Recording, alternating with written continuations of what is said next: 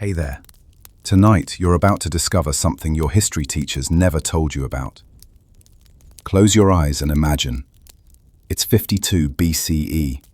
The forests of Gaul are burning, and you're standing beside a figure draped in white robes, mistletoe crown gleaming in the firelight.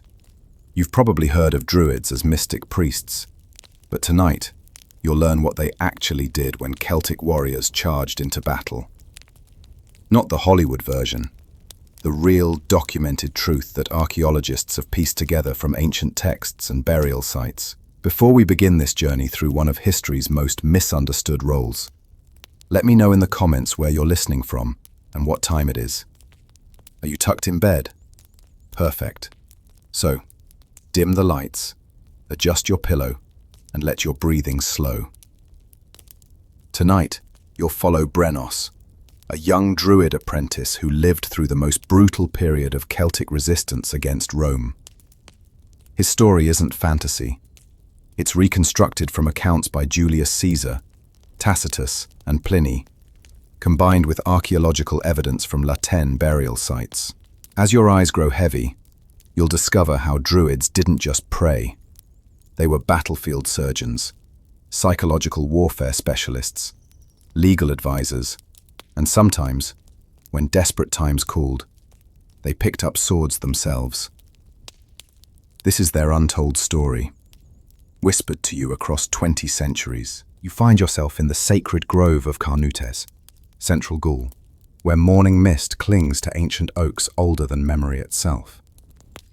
Brenos, barely 19 winters old, kneels before the archdruid Diviciacus, his fingers trembling as he receives the bronze sickle that marks his transition from apprentice to junior druid. The year is 52 BCE, and whispers of Roman legions moving north have reached even this holy sanctuary. Around you, 20 other druids prepare for what's coming, not through prayer alone, but by sharpening surgical tools, mixing herbal poultices, and memorizing the genealogies of warrior nobles who'll need their counsel in battle. You notice Brenos's hands are already scarred from years of preparing sacred herbs, his fingernails permanently stained green from crushing woad leaves for warrior paint. The senior druids speak in low tones about Caesar's legions, how they move like a single creature across the land, and you sense the weight settling on young Brenos's shoulders. He doesn't yet know that within 3 days, he'll be standing on a battlefield, deciding which wounded warriors might survive with treatment and which must be given the mercy of poison hemlock. The grove's morning ritual continues as it has for centuries, but today there's an urgency in the chanted prayers, a sharpness in how the elder druids instruct their juniors in the 17 different ways to stop bleeding, using only oak bark and spider silk. The war horn's bellow reaches you 3 days later, just as Diviciacus predicted, and you watch Brenos sprint through the forest paths he knows by heart, medical satchel bouncing against his hip with each stride. The Aedui warriors have engaged Roman auxiliaries near a river crossing, and already the screams of wounded men echo through the trees like the cries of spirits. You follow Brenos as he bursts into the battlefield's edge, where Celtic warriors drag their wounded beneath the shelter of oak branches. His training takes over. You see him drop to his knees beside a warrior whose leg has been pierced by a pilum, the Roman javelin designed to bend on impact and prevent removal. Brenos doesn't hesitate. He calls for 2 men to hold the warrior down while he heats his bronze knife in a torch flame. The extraction must be quick, before the barbed point tears more muscle. And you notice how Brenos whispers the genealogy of the warrior's clan as he works, reminding the man of his ancestors' bravery to help him endure the pain. Blood soaks into the earth as Brenos packs the wound with moss and honey, binding it with strips torn from his own robe. Around him, other druids work with similar precision, their white robes now stained crimson. moving between wounded men like ghosts on the battlefield's edge. Night falls and you accompany Brenos as he performs a duty few Romans ever witnessed: the ritual preparation of the dying warriors who won't see another dawn. In the flickering torchlight of the temporary healing shelter, he moves between pallets where men lie gasping their last breaths, their wounds beyond even druidic medicine.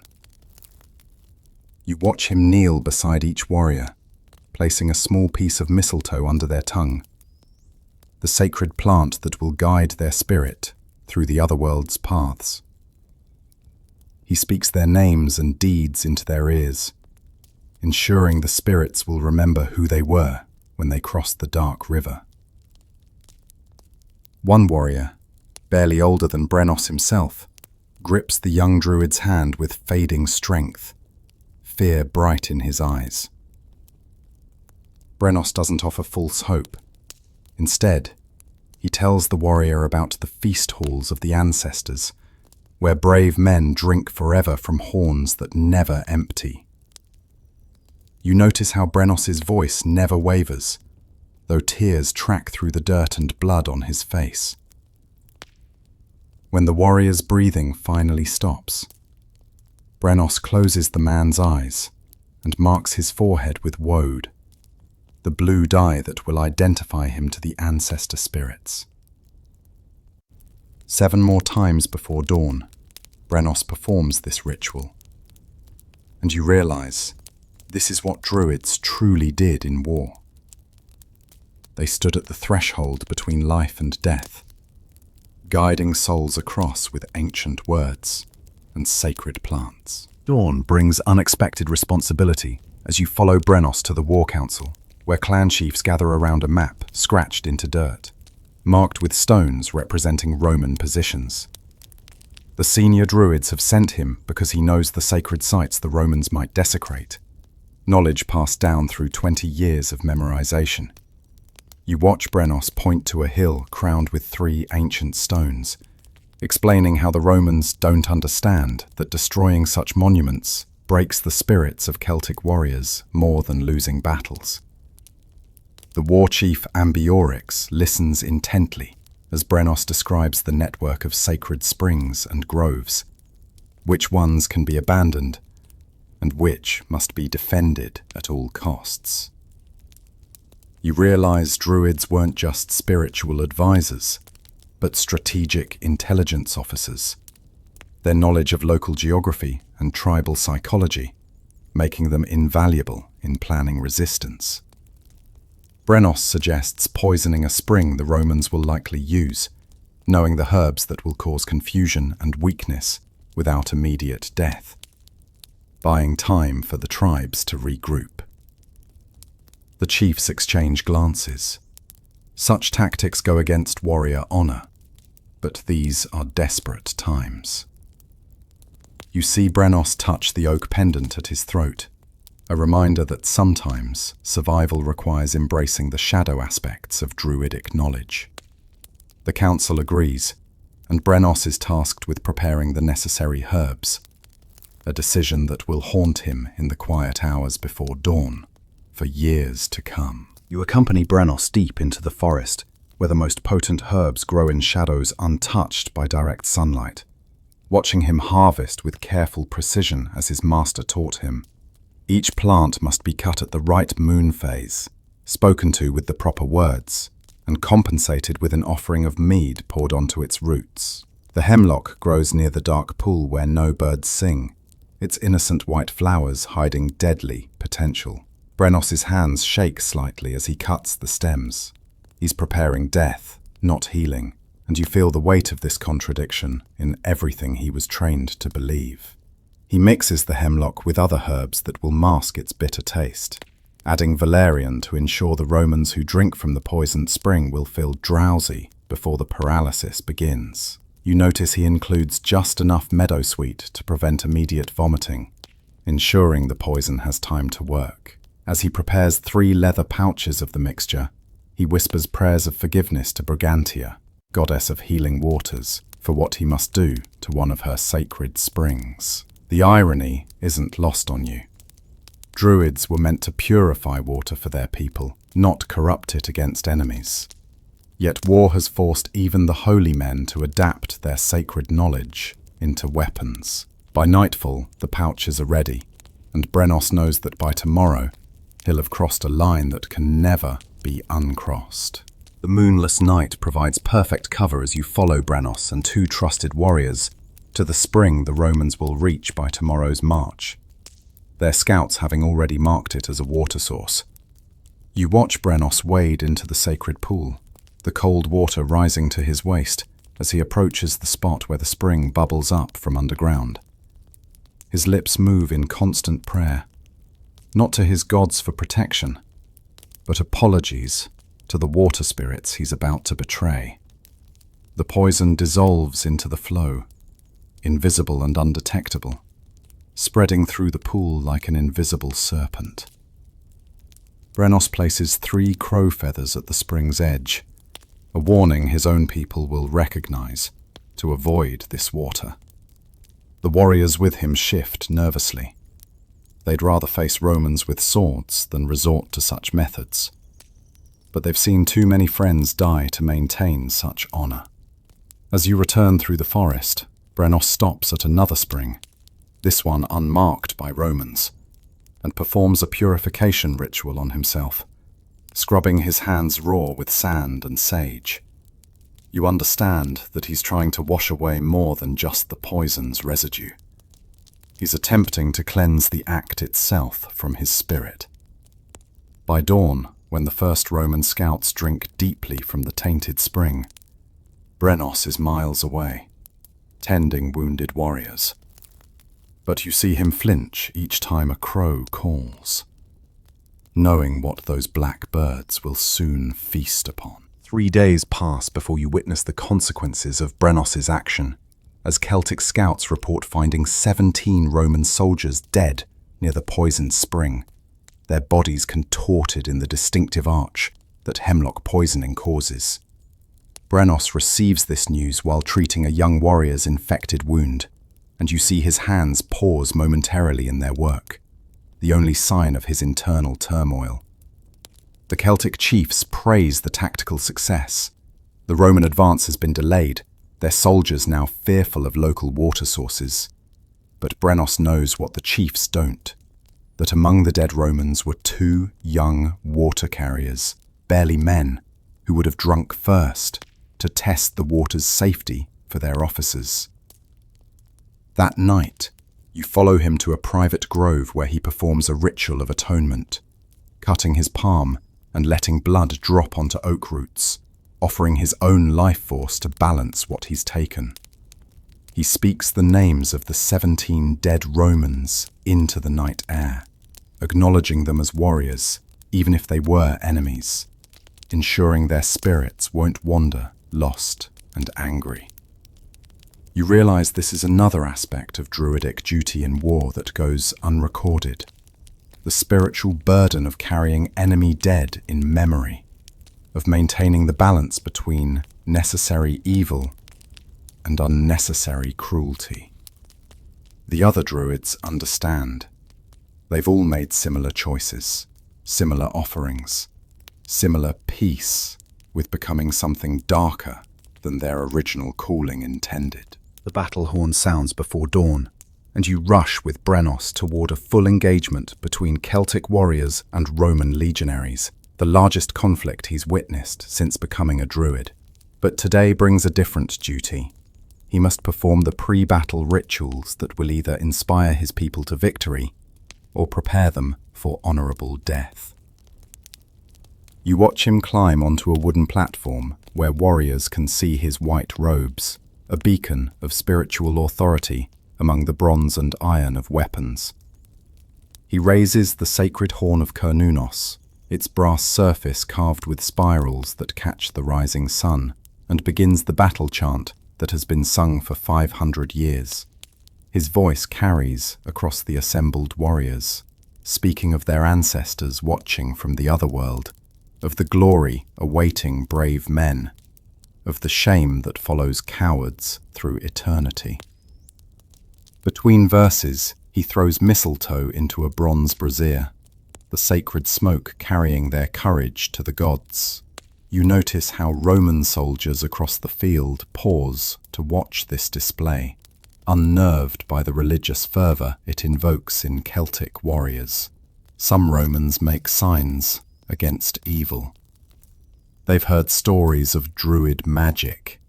Through what Brenos performs is psychology, not sorcery. As the chant reaches its climax, warriors begin striking their shields in rhythm, the sound like thunder rolling across the valley.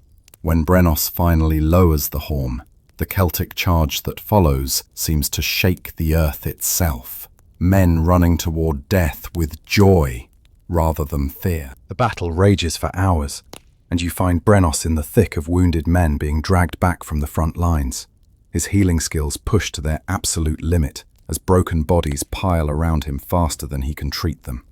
A warrior arrives with his intestines spilling through a gladius wound, and Brenos must make the terrible decision: attempt to save him and let 3 others die waiting, or give him poison for a quick death and save those who might survive. You watch him choose the poison, holding the dying man's head and helping him drink the hemlock mixture that will end his agony in moments rather than hours. There's no time for proper death rites. Brenos can only touch the man's forehead briefly with woad before moving to the next casualty. A young warrior, perhaps 16, screams as Brenos resets his shattered arm, the bones grinding audibly as they're forced back into place. Another druid calls for help with a chief whose skull has been cracked by a Roman shield. Together they trepan the wound, removing a section of skull to relieve pressure on the brain. A surgical technique passed down through centuries of battlefield medicine. Blood makes the ground slippery, and you see Brenos slip, falling to his knees in mud that's more red than brown. When he rises, his white robes are so stained they appear to be dyed crimson, a walking testament to the carnage of ancient warfare. As the sun reaches its peak, you witness something that will haunt Brenos forever. The Romans have broken through the Celtic centre, and warriors are beginning to flee in panic, their courage shattered like bronze against iron. Brenos must perform one of the most difficult druidic duties in warfare: the curse of cowardice. You watch him stand atop a boulder, his blood-soaked robes making him appear like a prophet of doom, and begin calling out the names of warriors who are running. In Celtic society, to be named as a coward by a druid means eternal shame, your name forbidden to be spoken by descendants, your soul barred from the ancestor halls. His voice cracks as he recognizes some who flee. Men he's healed, whose children he's blessed, whose marriages he's sanctified. But duty demands he mark their dishonor, even as tears stream down his face. Some warriors, hearing their names cursed, turn back toward the Romans, preferring death to eternal shame. Others continue running, knowing they've lost more than their lives. They've lost their immortality and memory. The curse works both ways. You see fresh warriors rushing to fill the gaps, terrified of hearing their own names called in dishonor. Brenos continues until his voice is hoarse, until the line holds, until the retreat becomes a fighting withdrawal rather than a rout. When he finally falls silent, he collapses against the boulder, shaking with exhaustion and the emotional toll of condemning men he knew to spiritual oblivion. Night falls on a field of Celtic defeat, and you accompany Brenos as he performs the sacred duty of recovering the heads of fallen chiefs, a ritual the Romans find barbaric, but which holds deep spiritual significance for the Celts. The heads of great warriors are believed to contain their essence, their wisdom and courage, and must be preserved to prevent enemies from stealing their power. You watch Brenos approach the body of Chief Indutiomarus, struck down leading the final charge. His head still attached, but his body mutilated by Roman spears. With bronze knife and practiced cuts, Brenos separates the head from the body, whispering apologies to the chief's spirit for this necessary indignity. He wraps the head in sacred cloth, soaked in cedar oil, which will preserve it for the journey back to the tribal lands, where it will be interred with proper rites. 7 more chiefs require this service, and with each one, Brenos speaks their genealogy, their great deeds, ensuring their stories are witnessed by the night itself. Roman soldiers, looting the battlefield by torchlight, give the young druid wide berth. They've heard tales of Celtic headhunting and assume he's performing some dark magic. In truth, you understand this is an act of love and respect, preserving the essence of fallen heroes, so their wisdom can continue to guide their people, even in death. By dawn, Brenos has 8 wrapped bundles that he must somehow transport to safety, each one a repository of tribal memory and power. The retreat through the forest tests every skill Brenos learned in 20 years of training, as you follow him leading 30 wounded warriors and the precious head bundles through paths known only to druids. Roman cavalry pursues, their horns echoing through the trees, but Brenos knows these woods like the veins in his own hands. He guides the group to a river crossing, where he previously placed offerings to the water spirits, and now calls in that debt. You watch him throw his bronze sickle into the waters, his most precious possession, asking the river to rise and cut off pursuit. Whether by divine intervention or fortunate timing, within an hour the river swells with sudden rainfall upstream, making the ford impassable for horses. The wounded warriors look at Brenos with new reverence. They've just witnessed what they believe to be druid magic, though you understand he simply knew the weather patterns and seasonal flooding times of this river. Through the night he leads them, stopping only to rebind wounds and give water to those who can drink. At one point, Roman scouts pass within 20 feet of their hiding spot beneath an embankment, but Brenos has covered the wounded with river mud and branches, making them invisible in the darkness. By morning, they've reached a sacred grove where other Celtic survivors are gathering, and Brenos can finally deliver the heads of the chiefs to the senior druids for proper rites. The sacred grove becomes a gathering point for defeated Celtic forces, and you observe Brenos taking on a role he never expected.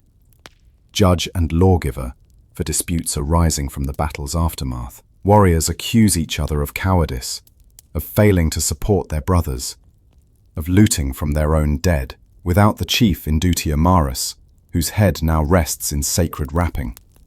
The survivors look to the druids for justice. Brenos must apply the complex oral laws he memorized, laws that account for honor, compensation, and tribal survival. You watch him mediate between 2 brothers, one claiming the other fled too early, the other arguing he was following orders to protect the baggage train.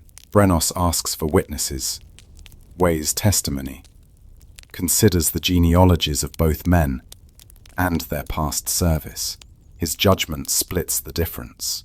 The accused didn't show cowardice, but failed in judgment. He must give his brother his best sword and serve as his shield-bearer in the next battle. Both men accept this, knowing that druid judgments carry the weight of divine law. Throughout the day, Brenos handles 17 such disputes, each one requiring careful navigation of honor, practicality, and tribal politics. You realize that druids weren't just priests, but the entire legal system of Celtic society. Their memorized laws, the only constitution these people knew. By evening, order has been restored to the survivor camp, though the shadow of defeat still hangs heavy. A messenger arrives at dawn with news that chills even the seasoned warriors. The Romans have captured the sacred grove at Mona, where the Druid College trains its apprentices, where the most holy rites are performed. You see Brenos receive this news like a physical blow, understanding that this strikes at the heart of Celtic spiritual power. The messenger, exhausted from riding 3 days without rest, describes Roman soldiers cutting down the sacred oaks, filling the holy wells with corpses, burning the libraries of genealogies and laws that existed nowhere else but in Druid memory. Brenos knows children at that college, boys and girls sent to begin their 20-year training, and the messenger's silence about their fate tells its own terrible story. The senior druids call an emergency council, and you follow Brenos as the youngest member allowed to attend. They must decide whether to attempt a rescue, knowing it's likely a trap, or preserve what remains of their knowledge by scattering to the winds. Brenos argues for action, his youth making him bold where older druids counsel caution. But when the eldest, a woman named Veleda, who has seen 80 winters, speaks of preserving the oral traditions over saving buildings, even Brenos must bow to wisdom. They decide to send pairs of druids to different tribes, each carrying portions of the sacred knowledge, ensuring that even if some are captured, the tradition survives. Brenos is paired with an elder named Cathbad, and together they must preserve the medical knowledge and battle rites. You travel with Brenos and Cathbad through hostile territory, moving only at night, as they work to preserve the medical knowledge of their order through the ancient method of memory palace construction. During the day, hidden in caves or abandoned shepherds' huts, Cathbad teaches Brenos the technique of associating each healing herb with a location in an imagined building. You watch Brenos close his eyes, visualizing a great hall where each pillar represents a different plant, each carving on the pillar a preparation method, each stone at its base a symptom it treats. The human mind, Cathbad explains, can hold thousands of such associations when properly trained. They practice with increasing complexity. Battlefield surgery techniques become rooms in this mental palace, with each wall holding a different procedure, each window showing a different type of wound. Brenos struggles at first. His training focused on practical application, not this deep memorization. But as Roman patrols force them to destroy their few written notes for fear of capture, he understands this mental preservation is their only hope.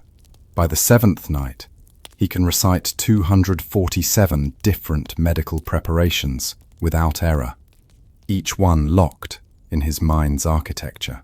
Cathbad nods approval, but reminds him this is only a fraction of what must be preserved. They have perhaps a month before winter makes travel impossible, a month to encode centuries of knowledge into memory before it's lost forever. The first snow begins falling as you accompany Brenos to a desperate gathering of the northern tribes, where chiefs debate whether to continue resistance or negotiate surrender with Rome. The druids have been asked to read the omens, though Brenos knows the practice of divination often involves reading political necessity as much as divine signs. You watch him join 12 other druids in the ritual examination of a white bull's entrails, each observing the patterns of blood vessels, the color of organs, the direction of steam rising from the warm cavity. Brenos sees what the others see, signs that could be interpreted either way, depending on what the interpreter wants to find. But he also sees the exhaustion in the warrior's eyes, the empty spaces where their brothers should stand, the children who've aged beyond their years. When his turn comes to speak his interpretation, he describes omens of transformation rather than victory or defeat, signs that the Celtic world is changing, that survival might require adaptation rather than continued bloodshed. The older druids glare at him. This isn't the fierce resistance they expected from young blood. But Chief Ambiorix, who survived the spring's battles, nods slowly. He's lost 2 sons to Roman steel, and understands that dead heroes feed no children through winter. The council continues through the night, and you realize Brenos has learned that sometimes the greatest wisdom is knowing when to bend rather than break. Winter deepens, and you find Brenos in an unexpected role, teaching Celtic children the basics of Roman Latin, preparing them for a world where knowing the conqueror's language might mean survival. The tribal council, influenced by his pragmatic prophecy, has decided to prepare for potential submission while maintaining their core traditions in secret. You watch Brenos struggle with Latin pronunciations, his tongue shaped by 20 years of Celtic syllables. But the children laugh at his mistakes and learn faster through the humour. He teaches them practical phrases first: how to ask for mercy, how to explain their non-combatants, how to request food without seeming threatening. Between language lessons, he weaves in Celtic stories, hiding their history and values inside seemingly innocent tales. The children don't understand. They're receiving resistance training disguised as collaboration preparation. One girl, perhaps 8 winters old, asks if the Romans have druids too. Brenos explains their priests are different, serving gods who live in temples rather than trees, who demand gold rather than wisdom. You see him plant seeds of cultural pride, even as he teaches accommodation. At night, after the children sleep, he continues memorizing with Cathbad, knowing that these children might be the last generation to hear the true stories. The irony isn't lost on you. Brenos is simultaneously preparing his people for conquest and ensuring their spirit remains unconquered. Spring's arrival brings unexpected summons as you follow Brenos to meet with a Roman legate who's heard of the young druid who counselled peace over continued war. The meeting takes place on neutral ground, an abandoned hill fort where neither side holds advantage. You observe Brenos preparing carefully, wearing his finest robes to show dignity, but no weapons to demonstrate peaceful intent. The Roman, Marcus Severus, surprises everyone by speaking adequate Celtic, learned from prisoners and deserters. He offers Brenos a proposition that makes your blood chill. Become a client druid, sanctioned by Rome, helping to pacify the tribes in exchange for limited religious freedom. Brenos listens without expression, as Severus explains that Rome doesn't seek to destroy all Celtic traditions, only those that threaten Roman order. Human sacrifice must end, the war-blessing rituals must cease, but healing arts and civil law can continue under Roman oversight. You see Brenos touch the hidden vial of poison he carries, the one every druid prepares for capture, but he doesn't drink. Instead, he asks careful questions about what preservation means, what oversight entails, how much of the sacred knowledge could survive. Severus is clever. He offers just enough freedom to tempt, not enough to satisfy. When Brenos asks for time to consult with other druids, Severus agrees, but warns that his moderate faction won't hold power forever. Other Romans favor complete elimination of druidism. The debate among the surviving druids tears at the very fabric of their brotherhood, as you witness Brenos caught between the old guard, who prefer death to compromise, and younger druids who see adaptation as survival. In a hidden grove, 43 druids gather for what might be their last great council. The leader, the eldest, speaks of the sacred oaths they swore, promises to gods who don't negotiate with mortals. She argues that accepting Roman terms means becoming false druids, hollow shells of their former selves. Others point to the children who need teachers, the sick who need healers, the communities that will lose all connection to their ancestors if every druid chooses death. Brenos rises to speak, and you hear his voice carry the weight of every life he's taken and saved. He proposes a middle path. Some druids accept Roman terms and preserve what they can openly, while others disappear into the wild places, maintaining the true traditions in secret. Let Rome believe they've won, while the real knowledge survives in shadow. The council erupts in argument. This means splitting their order, breaking bonds forged over centuries. But as night falls and voices grow hoarse, consensus slowly emerges. They'll divide into 3 groups: those who'll work with Rome, those who'll hide, and those who choose death rather than any compromise. Brenos volunteers for the first group, knowing it means bearing the hatred of his brothers, who see him as a traitor. You accompany Brenos as he returns to Severus with the council's decision, watching him navigate the delicate process of negotiating terms for those druids who'll openly serve under Rome. He brings a list of non-negotiable practices they must maintain. the right to perform marriages and funerals, to maintain genealogies, to practice herbal medicine, to serve as judges in civil disputes. In exchange, they'll cease all war rituals, end human sacrifice, which Brenos privately admits hadn't been practiced in generations anyway, and submit to Roman oversight. Severus wants more. He demands the Druids reveal the locations of sacred groves, the hiding places of tribal treasures, the names of those who chose to go underground. Brenos refuses these terms, knowing such betrayal would destroy any credibility with his people. The negotiation becomes a careful dance, each side testing boundaries. You observe Brenos employing the legal training all Druids receive, finding loopholes in Latin phrasing, ensuring the written agreement leaves room for interpretation. When Severus demands Druids stop teaching the old stories, Brenos agrees they won't teach them as history, but folklore and entertainment remain unmentioned. After 3 days of talks, they reach an agreement that satisfies neither fully, but allows both to claim victory. Brenos signs with a mark that looks like submission to Romans, but resembles the sacred spiral to Celtic eyes.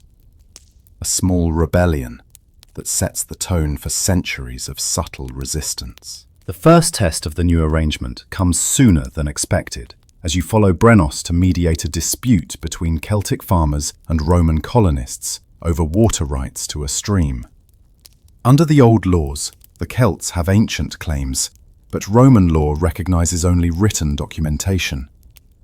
Brenos must find a solution that both sides can accept, while establishing his authority as a sanctioned Druid judge. You watch him examine the disputed stream, noting the Celtic marker stones placed generations ago, the Roman engineering beginning to divert water to their settlement. He speaks with elders who remember their grandfathers' stories about the stream, then interviews Roman engineers about their irrigation needs. His solution shows remarkable creativity. He invokes a Roman law about religious sites requiring water access, declaring the Celtic side has a shrine, hastily consecrated that morning, that predates Roman arrival.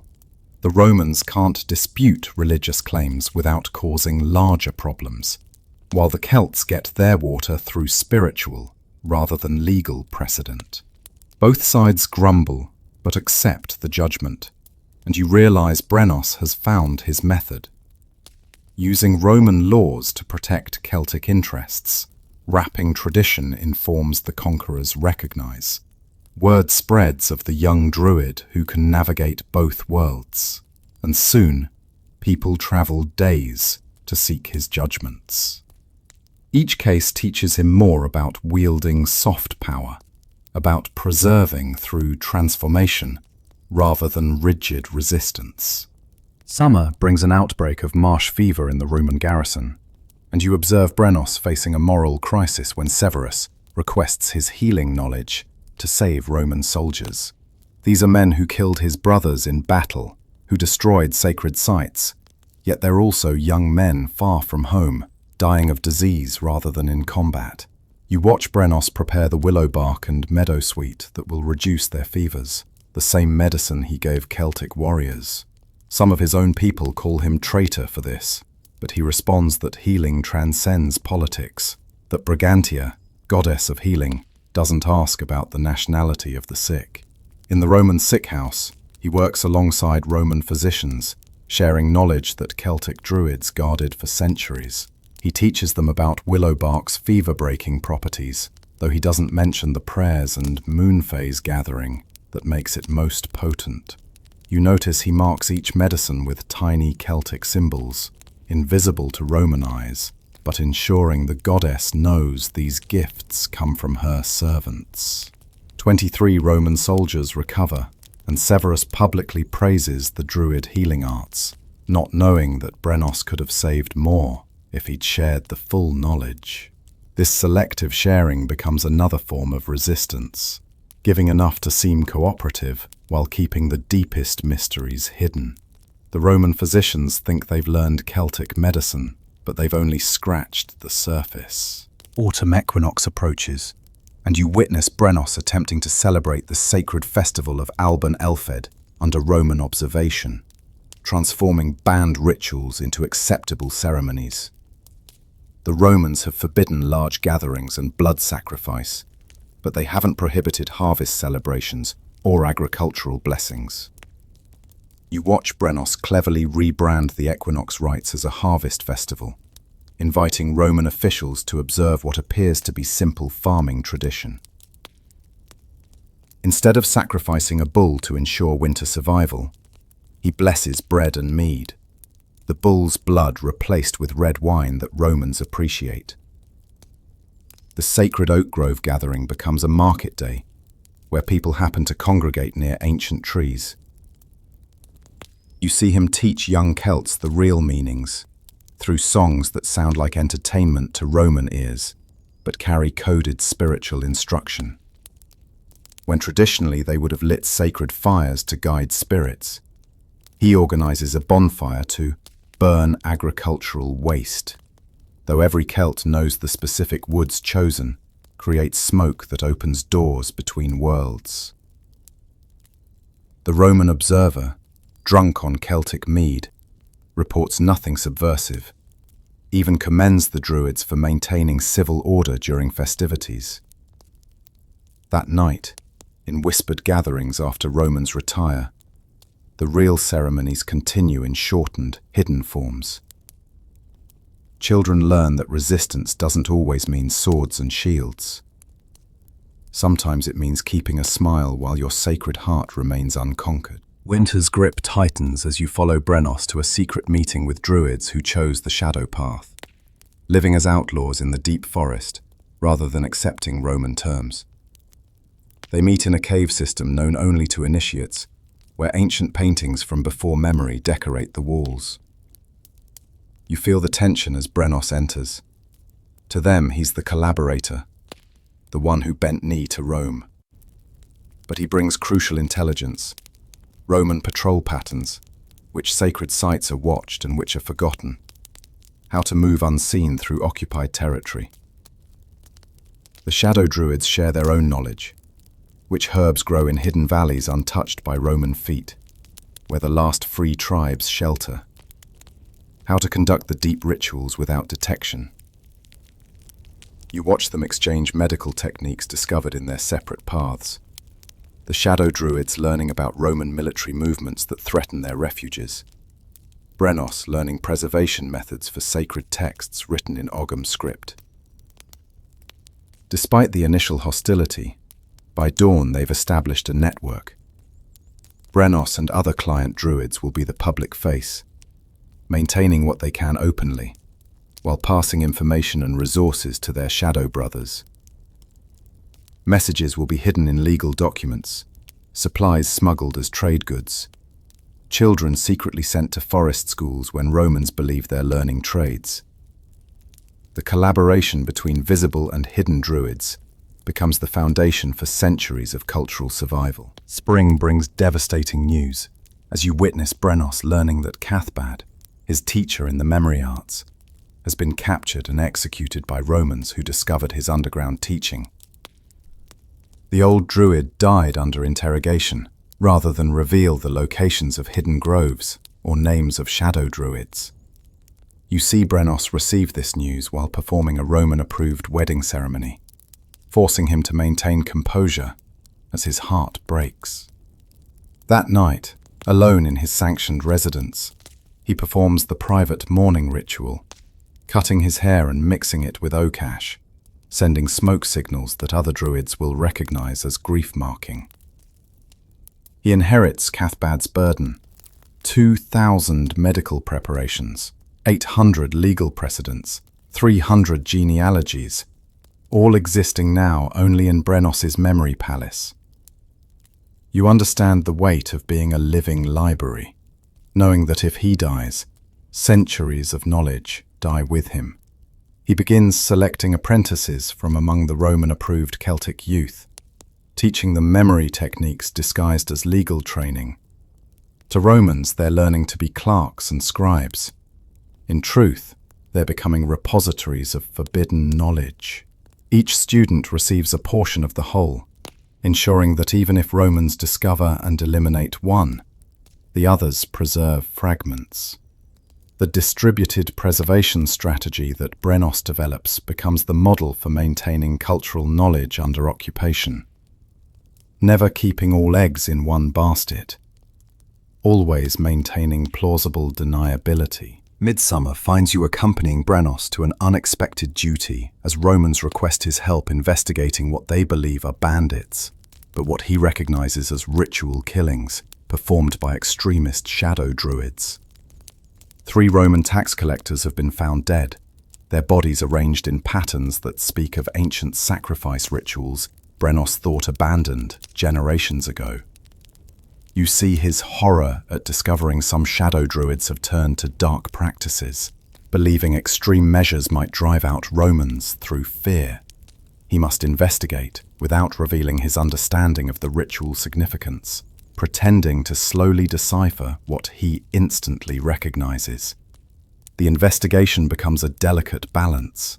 He needs to stop the killings that will bring Roman retribution on all Celts, but cannot directly betray fellow Druids. Through careful questioning and interpreted omens, he guides Roman soldiers away from the actual perpetrators, while sending coded warnings to shadow Druid networks that such extremism endangers everyone. You watch him plant evidence suggesting the killers have fled to distant territories, buying time for moderate shadow Druids to handle their own extremists. The incident teaches him that preserving culture sometimes means preventing his own people from destroying themselves through desperate acts.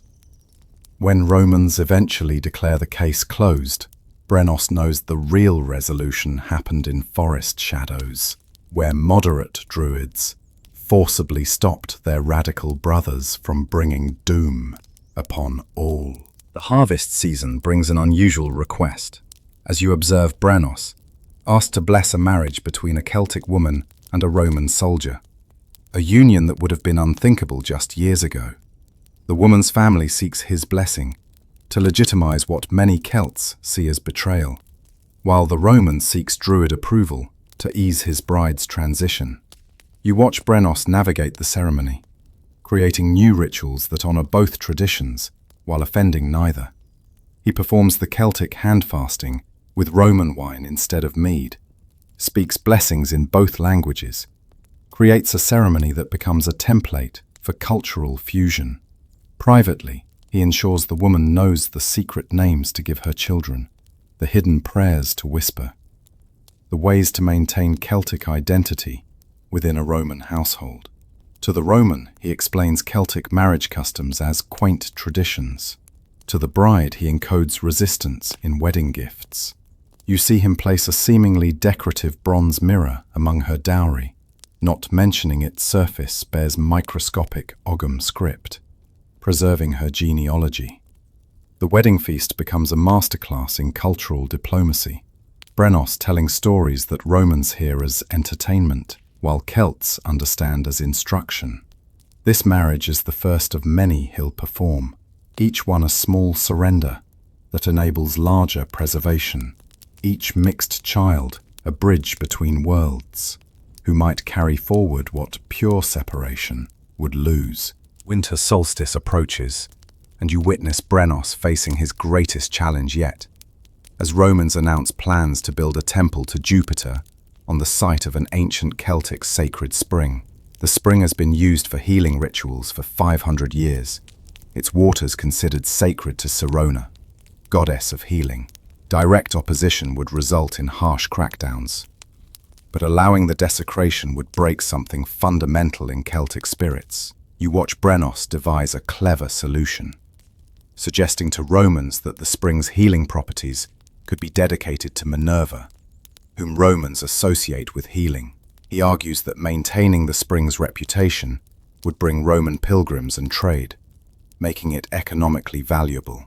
Meanwhile, he secretly ensures that the Celtic goddess Sirona and Roman Minerva become conflated in local understanding. Romans see Minerva, while Celts know Sirona never left. The temple construction becomes an exercise in dual architecture, with Brenos advising on design elements that Romans see as aesthetic, but Celts recognize as sacred geometry. Pillars are placed at astronomically significant points. Decorative spirals hide Celtic cosmology. The altar faces directions meaningful to both traditions. When the temple is complete, Romans celebrate their successful cultural imperialism, not realizing they've built a Celtic shrine disguised as Roman architecture. You understand this is Brenos's greatest accomplishment, not preserving the past unchanged, but transforming it into shapes that can survive the present. Years have passed and you find Brenos, now showing grey in his beard, training his son in the complex dance of cultural preservation under occupation. The boy, born after the conquest, has never known free Celtic lands, yet Brenos ensures he carries the fire of his ancestors within. You watch father teach son in the Roman-approved school during daylight, speaking Latin and teaching Roman law. But in the pre-dawn hours, they walk the forest paths, and Brenos whispers the real names of plants, the true stories of their people, the deep knowledge preserved in memory. The boy learns to live in two worlds simultaneously, smiling at Roman teachers while holding sacred knowledge behind his eyes. You see Brenos teach his son the memory palace technique, but updated for their reality. Each room holds both Roman legal precedent and Celtic wisdom, intertwined so thoroughly that forgetting one means losing both.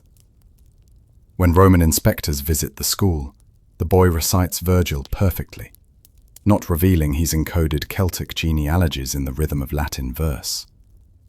This is the generation Brenos has been preparing for. Children who appear fully Romanized, but carry within them seeds of cultural rebirth.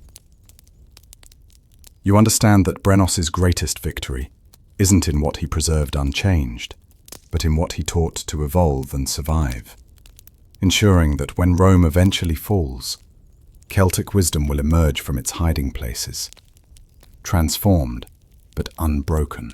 A crisis erupts as you witness Brenos called to mediate when young Celtic warriors, born under occupation and trained in Roman auxiliaries, plan to use their military knowledge against their masters. They've approached shadow druids for blessing, but word has reached Brenos through the hidden network. You see him meet these young men, understanding their rage while knowing their plan would result in massacre and retribution against all Celts. He doesn't forbid their violence outright. That would mark him as Roman collaborator. Instead, he tells them stories of Celtic heroes who won through cleverness rather than strength, of how water defeats stone not through force but persistence. He challenges them to consider what victory means. Is it dying gloriously but ensuring your culture dies with you, or living cleverly and ensuring your grandchildren know their true names? You watch him redirect their energy towards subtler resistance, suggesting they use their Roman military positions to protect Celtic interests from within. Some storm off, calling him coward, but others stay to learn about the patient rebellion, the slow reconquest through survival and adaptation. These become his most effective agents. Roman soldiers who ensure Celtic villages receive lighter taxes, who misdirect investigations from shadow druids, who corrupt the empire from within. Brenos has learned that revolution doesn't always require swords. Sometimes it requires patience, spanning generations. The spring festival brings unexpected danger as you observe a new Roman governor arriving, who views the client druids with suspicion, believing they maintain too much influence over Celtic populations. He summons Brenos and other approved druids, questioning their loyalty, demanding they prove their commitment to Rome by revealing the locations of shadow druid camps. You watch Brenos navigate this interrogation with skills honed over decades, appearing to cooperate while revealing nothing of value. He provides locations of abandoned camps, describes shadow druids who've been dead for years as if they still live, creates an elaborate fiction that satisfies Roman intelligence while protecting the actual network. When the governor demands druids participate in hunting their shadow brothers, Brenos volunteers enthusiastically, then leads Roman patrols in elaborate circles through territories he knows are empty. You see him leave subtle markers, warning shadow druids of Roman presence, while reporting to Romans that the outlaws must have supernatural ability to vanish. He plays into Roman superstitions about Celtic magic, making them fear pursuing too deep into certain forests. The campaign to eliminate shadow druids becomes an expensive failure, with Brenos appearing as the most helpful, but unfortunately unsuccessful tracker. The governor eventually abandons the effort, convinced shadow druids possess mystical powers, rather than suspecting his own druid guides of deception. Midsummer brings a gathering you've long anticipated, as Brenos organizes what Romans believe is a trade fair, but is actually the largest secret assembly of druids in a decade. Client druids arrive as merchants, shadow druids emerge from forests as traders, all maintaining elaborate cover stories while conducting the real business of cultural preservation. You watch Brenos coordinate this complex deception, ensuring Roman observers see only commerce while druids exchange memorized knowledge, update genealogies, share medical discoveries. In a tent supposedly selling wool, elder druids test young apprentices on their memorization. Behind a pottery display, shadow druids receive supplies that will last them through winter. You observe children being quietly exchanged, those with strong memory gifts going to shadow schools, while others remain in Roman territories as future agents. The gathering's masterpiece is a public storytelling competition that Romans enjoy as entertainment, not recognizing that each tale contains coded information about resistance activities, safe houses, and Roman troop movements. Brenos judges the competition, his comments appearing as artistic criticism, while actually confirming or correcting intelligence. By the festival's end, the entire druid network has been updated and coordinated, without Romans suspecting anything beyond successful commerce. You realize this template will be repeated for generations, hiding resistance meetings inside activities Romans expect and approve. Autumn brings sorrow as you witness Brenos attending the deathbed of Veleda, the eldest druid who chose neither collaboration nor shadow life, but simply waited for death in dignity. She summons approved and shadow druids alike to her hidden dwelling, where she spent her final years preserving the oldest memories, the stories from before Roman written history. You watch her pass to Brenos a burden he never expected. She names him the keeper of the origin tales, the stories of how the Celts came to these lands, knowledge so ancient that even many druids have forgotten it.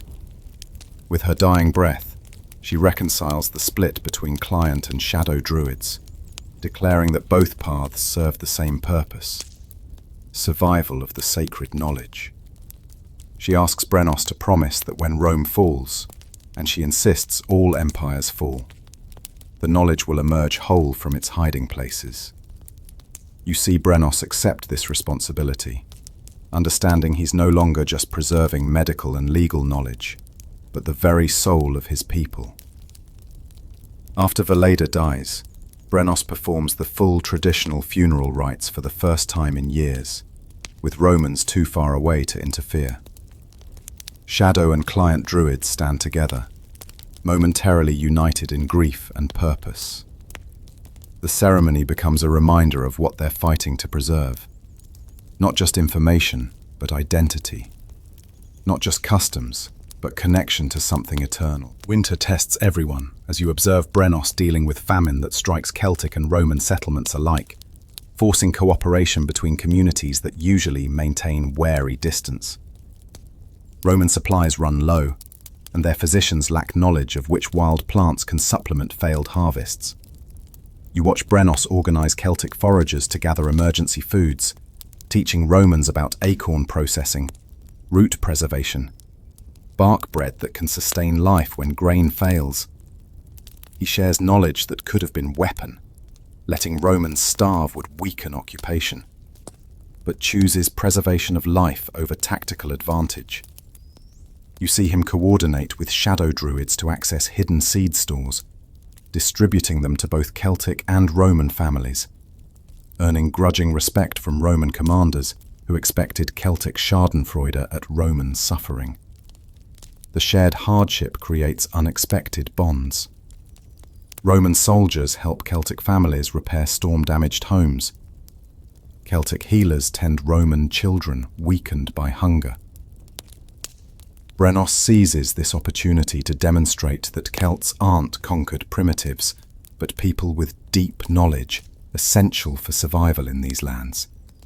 By winter's end, when supplies arrive from Rome, the dynamic has shifted slightly.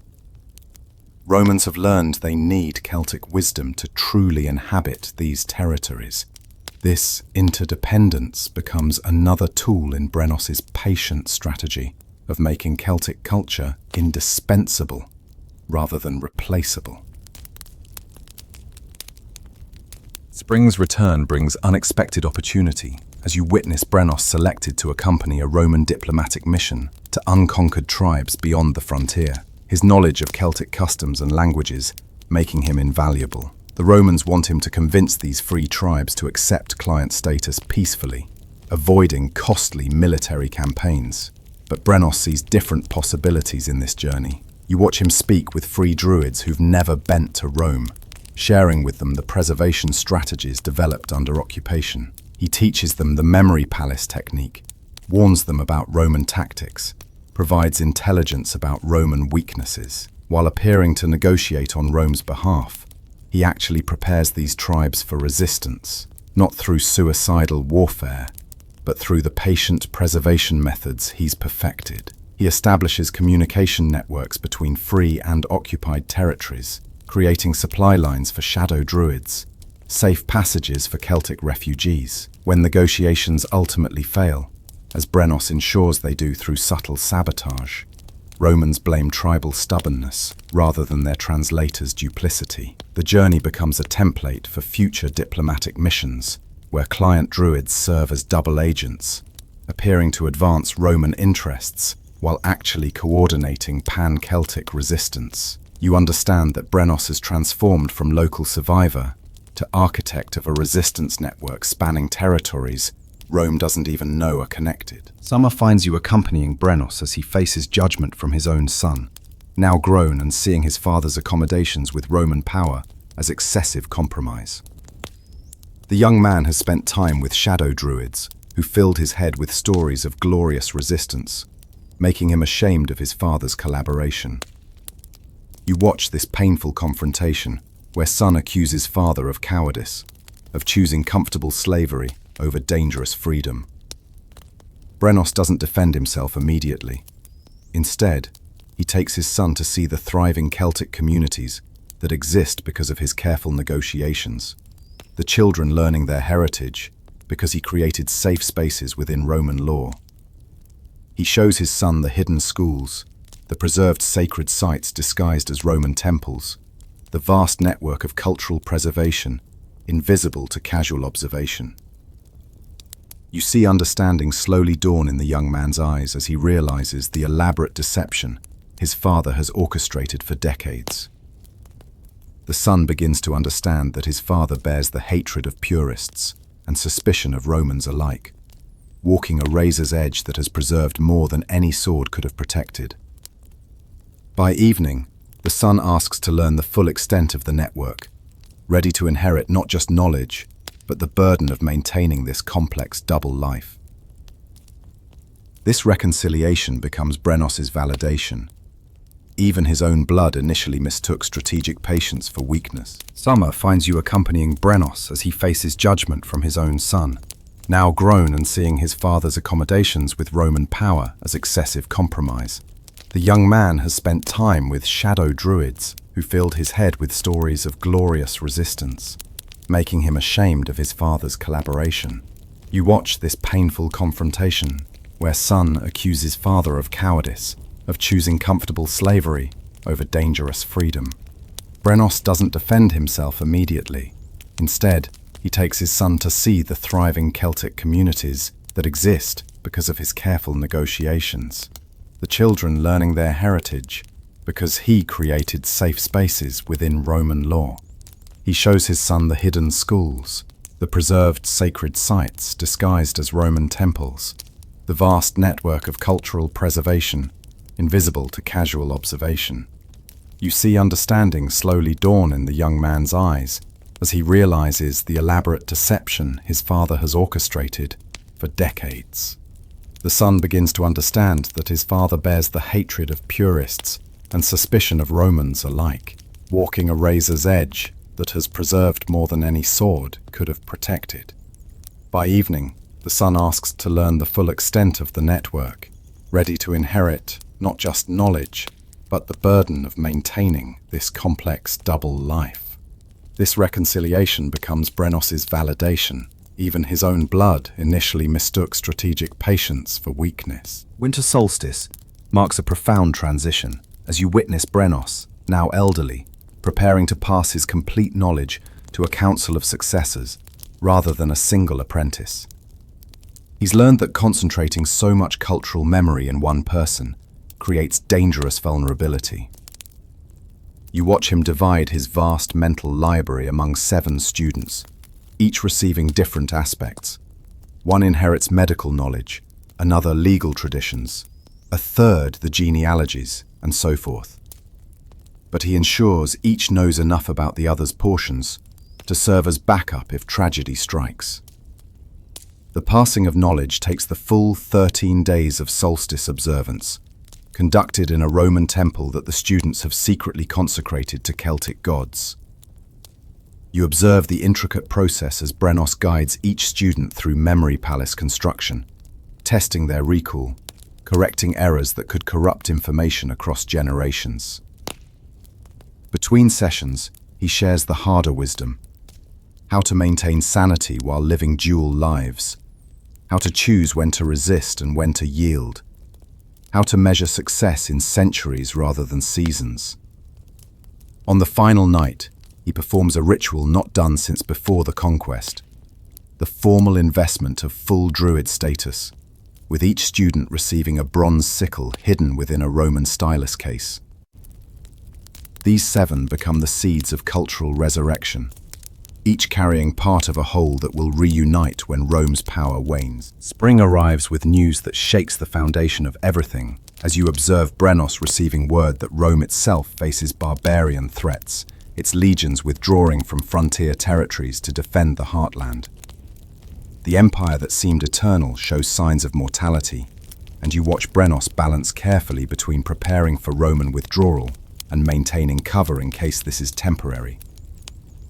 He sends coded messages to shadow druids to begin emerging slightly, testing Roman attention and response. Some abandoned Roman settlements see Celtic customs returning openly. Marriages performed with full traditional rites, children taught in their own language without fear. But Brenos counsels patience. Empires can take centuries to die, and premature celebration could bring vicious retaliation. You see him prepare contingency plans for various scenarios: full Roman withdrawal, partial retreat, or violent reconquest. He ensures the preservation network can survive any outcome, with some members maintaining Roman integration, while others prepare for Celtic restoration. The young warriors want immediate action, but Brenos reminds them of seeds that wait decades for fire to germinate. Their culture has learned to wait, and a few more years mean nothing against centuries of patience.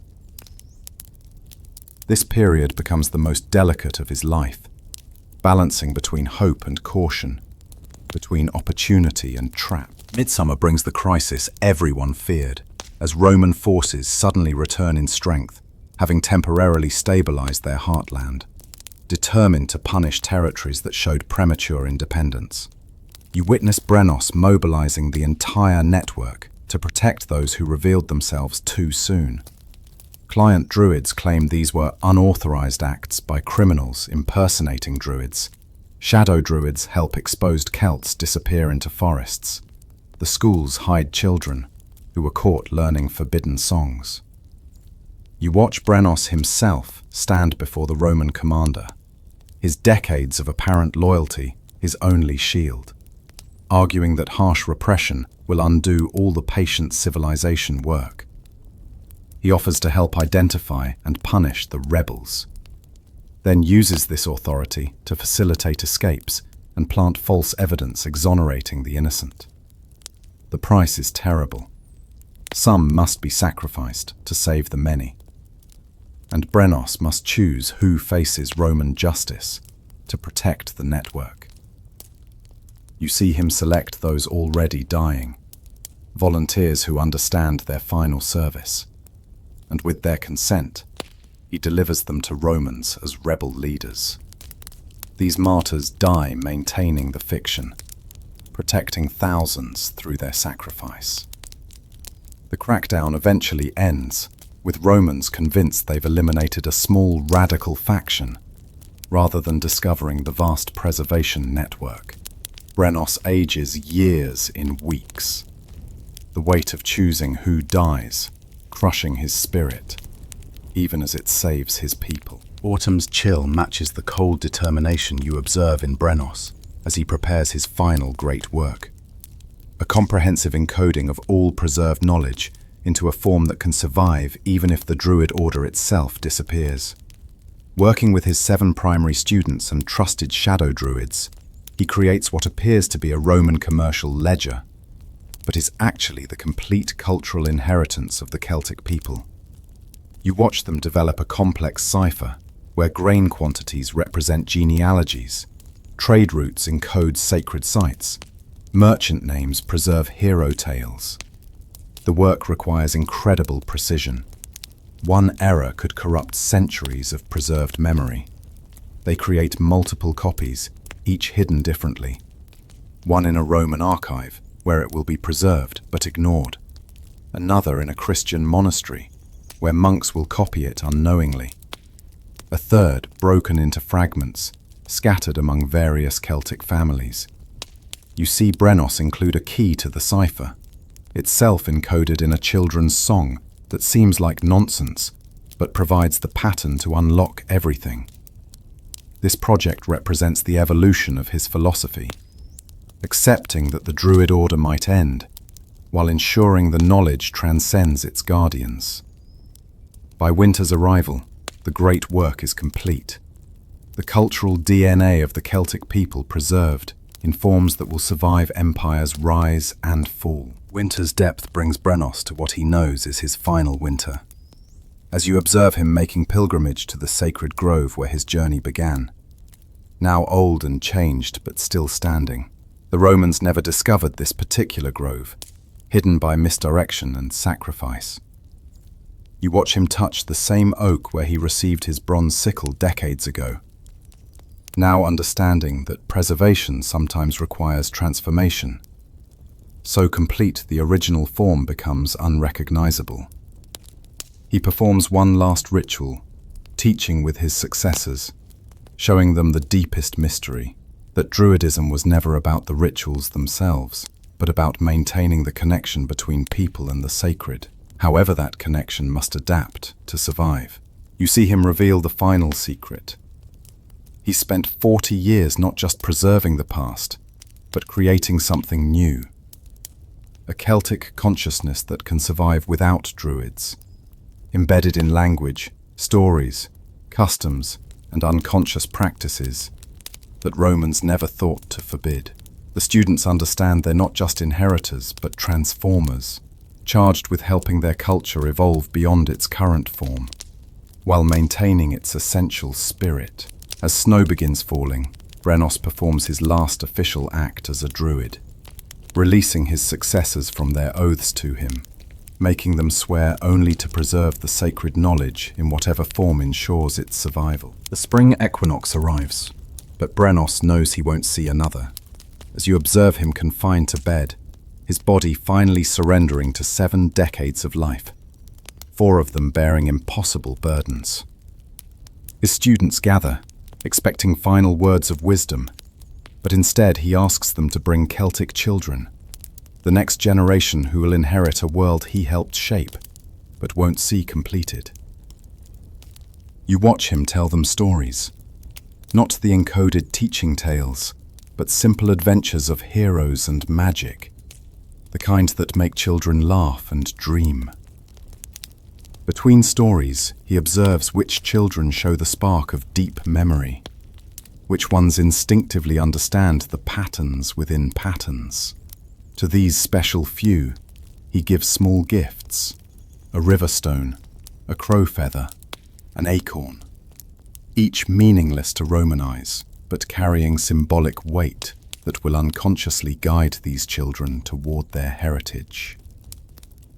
His former Roman overseer, Severus, now elderly himself, visits to pay respects, never knowing he's honoring one of the greatest resistance leaders in history. The two old men share wine and speak of how the world has changed, Severus lamenting that Romanization never quite took hold as expected, Brenos expressing gentle sympathy, while knowing exactly why.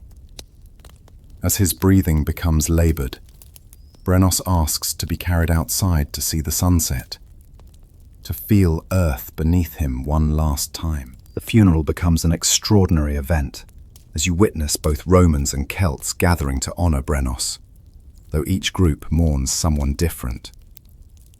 Romans bury a loyal client druid who helped maintain peace for decades. Celts bury a hero who preserved their soul through the darkest period of their history.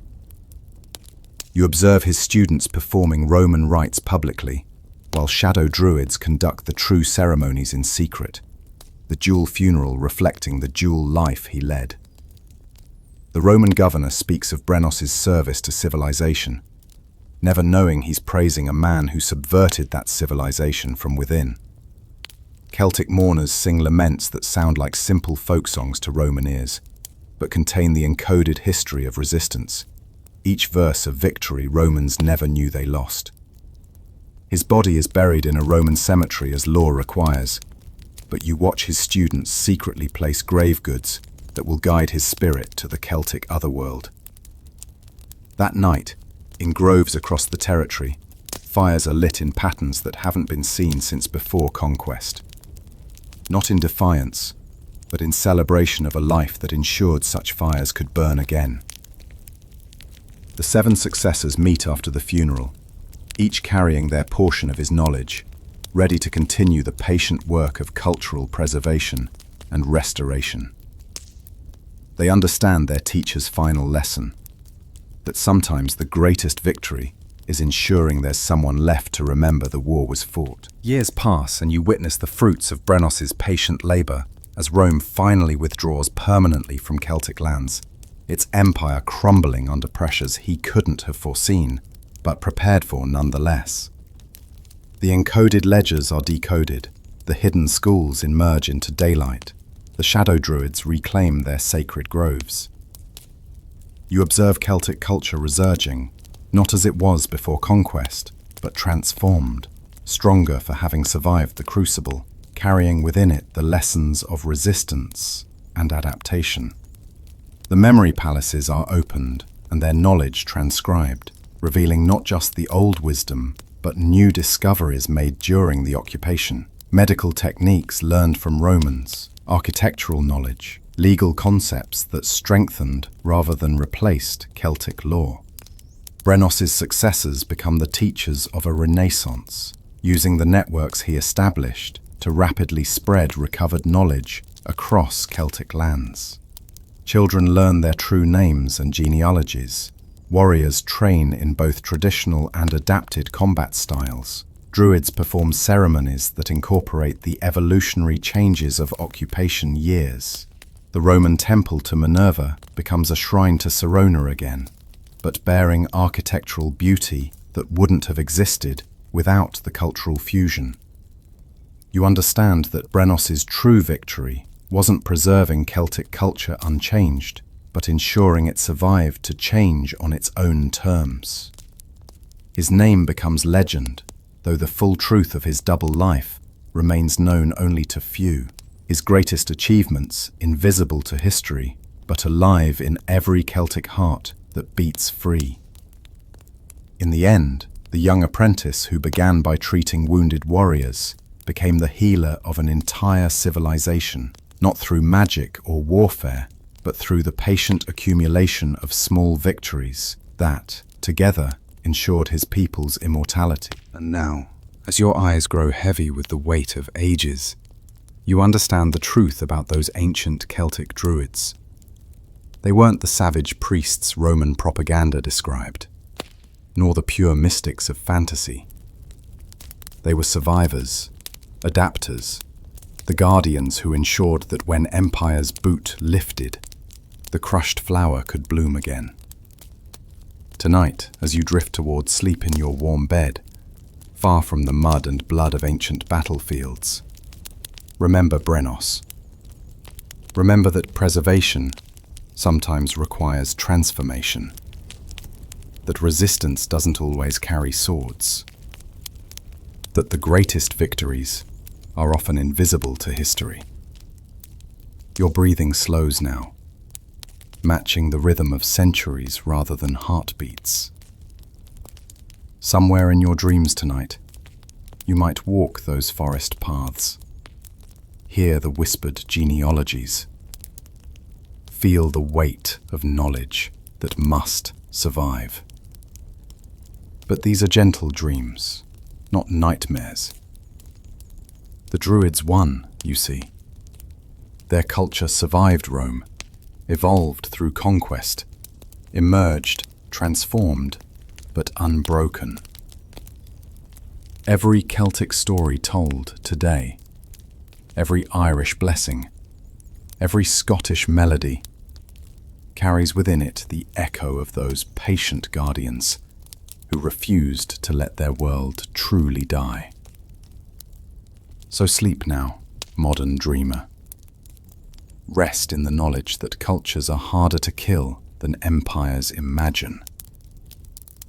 Dream of oak groves and sacred springs, of bronze sickles and memory palaces, of resistance through patience, and victory through survival.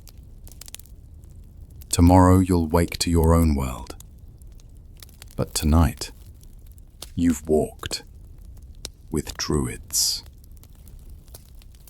Sleep well.